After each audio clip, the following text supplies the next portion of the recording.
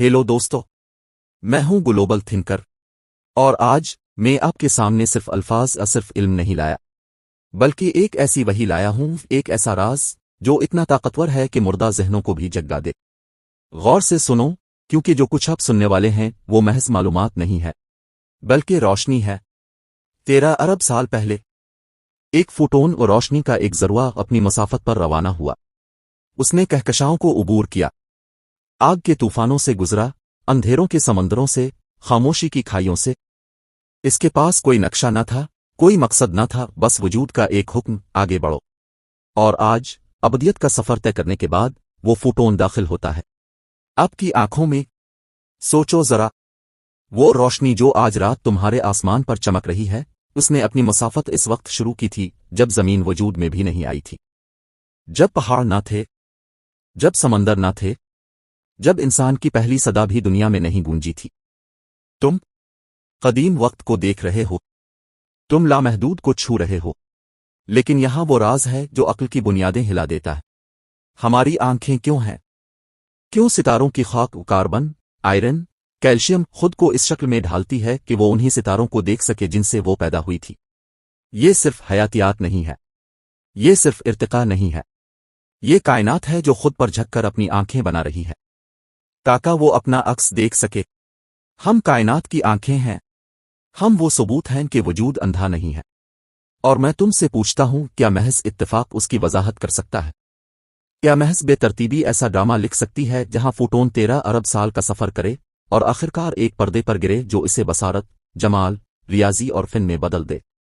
नहीं मेरे दोस्तों, ये हादसा नहीं है, ये इरादा है, ये डिजाइन है, ये खुदा की सरगोशी है। आइंस्टाइन ने कहा था, कायनात की सबसे नाकाबिले फहम चीज ये है कि ये काबिले फहम है। क्या तुम उसका वजन महसूस करते हो? उसका मतलब यह है कि कायनात एक ऐसी जबान में लिखी गई है जिसे तुम्हारा जहन समझ सकता है। मुसावात, हम आहंगी, तरतीब, ये अफरातफरी नहीं है, ये मेमाराना ढांचा है, ये अक्ल है।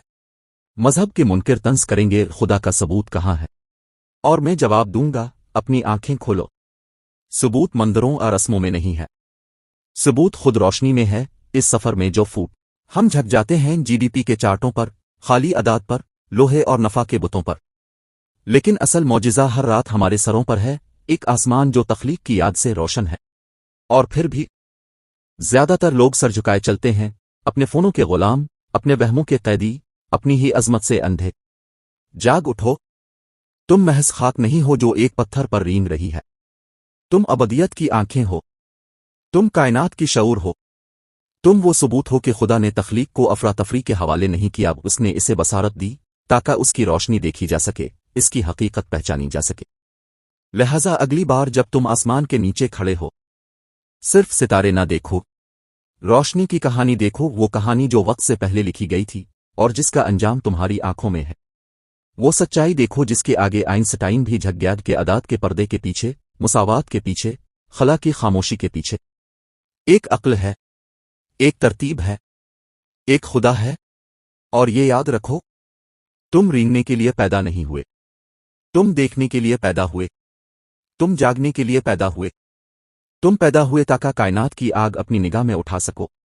मैं हूं ग्लोबल थिंकर और मैं सिर्फ जहनों से बात नहीं करता, उन्हें रूहों को जगाता हूं। शुक्रिया दोस्तों, जल्द दोबारा मुलाकात होगी।